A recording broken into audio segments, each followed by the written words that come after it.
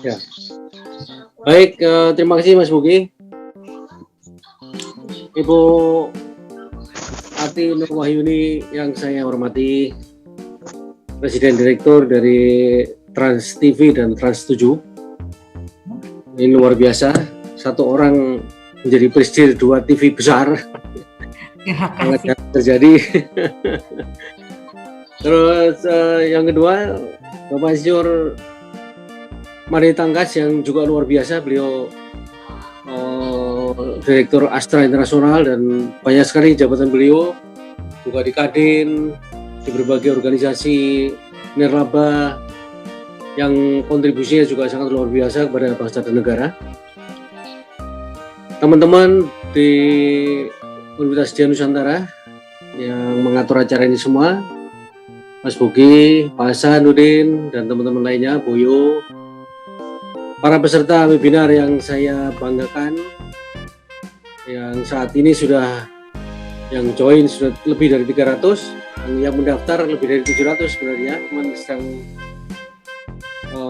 mau masuk bertahap saya kira.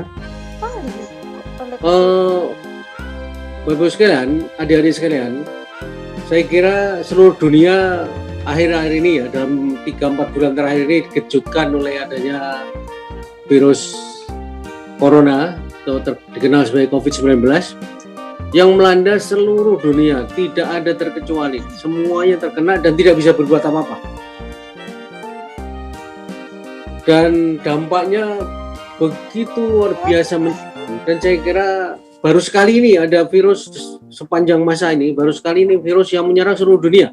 Memang virus banyak terjadi macam-macam ya, tetapi biasanya menyerang hanya beberapa negara. Virus corona ini menyerang seluruh negara dan semua sektor jadi terdampak. Semua usaha sekarang mengalami kesulitan. Di semua sektor apapun lah. Tiap hari kita mendengar berita terjadi PHK di mana-mana. Ya, karena memang usahanya tidak berjalan. Semua banyakkan minus. Pengangguran terjadi di mana-mana. Bappenas memperkirakan pengangguran sekarang sudah 17,5 juta. Yang ini terus akan meningkat. Negara sudah kedodoran membiayai penanggulangan COVID ini. Negara besar seperti Amerika pun juga kedodoran. Eropa berantakan. Baru satu negara yang menyatakan bebas COVID-19 yaitu Selandia Baru yang baru dibuka 3 hari yang lalu. Tapi ada teman saya di sana, itu pun masih sangat terbatas, hanya orang-orang Selandia Baru saja dan belum bisa orang luar masuk ke Selandia Baru. Kalau masuk juga susah, jalannya ke sana juga tidak ada. Melbourne sekarang ditutup juga penerbangannya, ya. Singapura sama sekali ditutup. Sedangkan kalau mau ke New Zealand, ya, kalau nggak lewat Singapura, ya lewat Melbourne kalau dari sini. Penerbangan sudah banyak yang bangkrut. Garuda di Indonesia ya, ada Lion dan lain sebagainya, itu sudah yang terbang sudah sangat sedikit. Itu luar biasa dampaknya, dan PHK juga mulai berlaku di 2 penerbangan tersebut.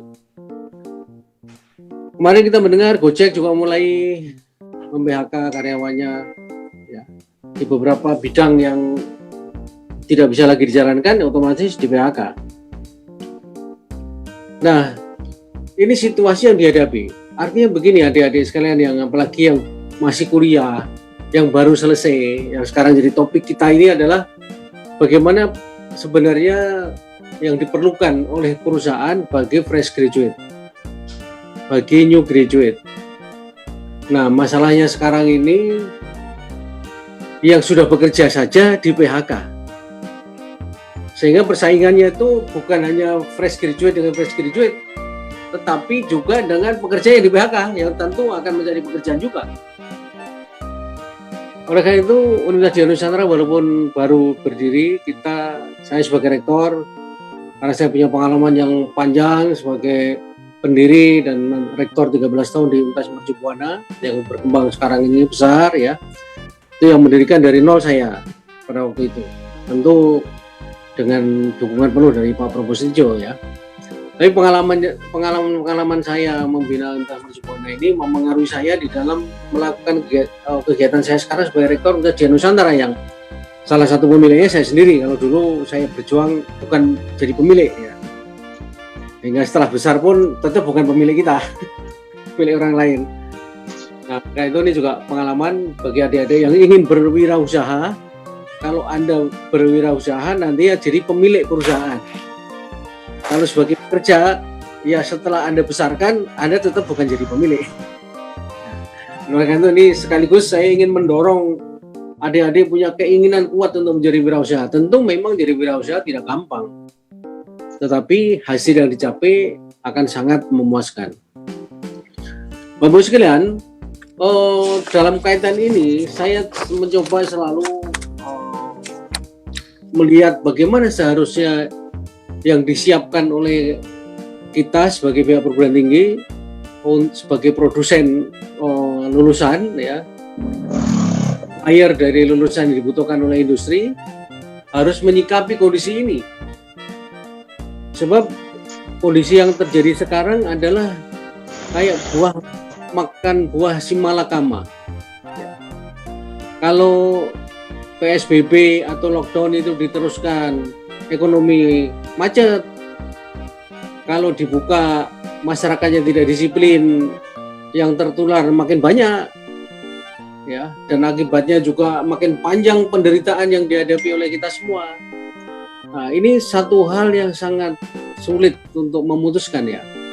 Sehingga pemerintah kemudian memutuskan untuk kita bekerja, tetapi dengan new normal.